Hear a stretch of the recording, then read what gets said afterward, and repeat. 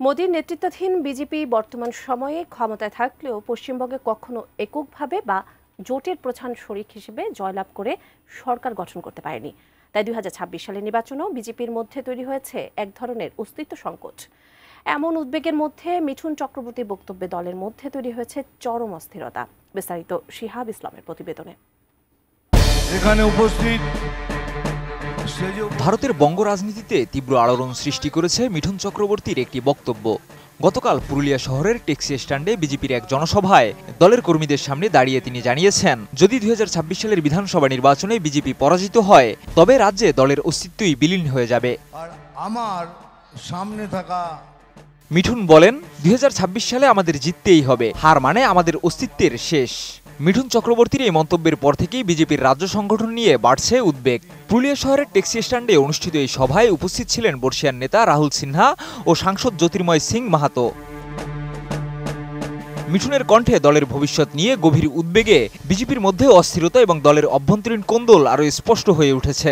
তিনি বলেন, মনোমালিন্য ভুলে একসঙ্গে থাকুন, আমরা জিতলে আপনারাও জিতবেন। মোনালিসা হেভি ফ্লো 15 পিস প্যাকেটের সাথে 8 পিসের একটি প্যাকেট একদম ফ্রি।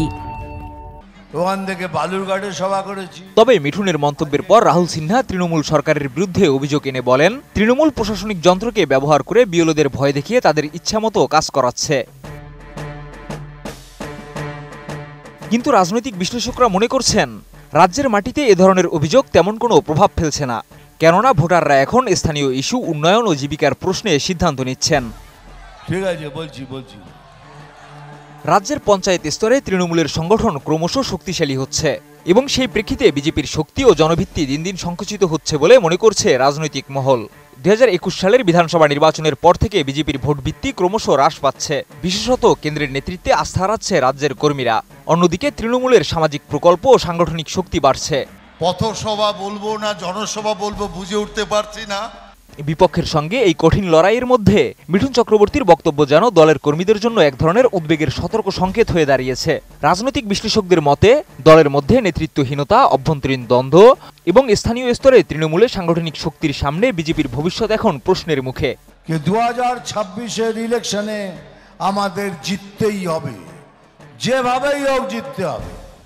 अगर हम 2026 में नहीं जीते तो हमारा ये अस्तित्व खत्म हो जाएगा। মিঠুন চক্রবর্তী নিজেই পুরুলিয়া সভায় বলেছিলেন, আমি 5 স্টার হোটেলে থাকতে পারতাম, কিন্তু আমি চাইছি জেলায় জেলায় ঘুরে বেড়াতে, কারণ লক্ষ্য একটাই, 2026-এ জিততেই হবে। যদিও মিঠুন চক্রবর্তীর মন্তব্যকে অনেকেই দলের কর্মীদের উদ্বুদ্ধ করার কৌশল মনে করছেন, তবে তার কথায় প্রকাশিত হতাশা দলের অভ্যন্তরীণ বাস্তবতার প্রতিবিম্ব। বিশ্লেষকদের মতে, বিজেপি যদি 2026 সালে আবারও হেরে যায় তাহলে তা হতে পারে পশ্চিমবঙ্গে দলের অস্তিত্বের শেষ অধ্যায়। নাম তুফান, বছরে একাধবার আসি, যখন আসি তখন প্রলয় ঘটে, আর যখন যাই তখন নিজেকে যারা ভগবান মনে করে তারা তাদের অস্তিত্ব খুঁজে বেড়ায়। শিহাব ইসলাম, ATN নিউজ।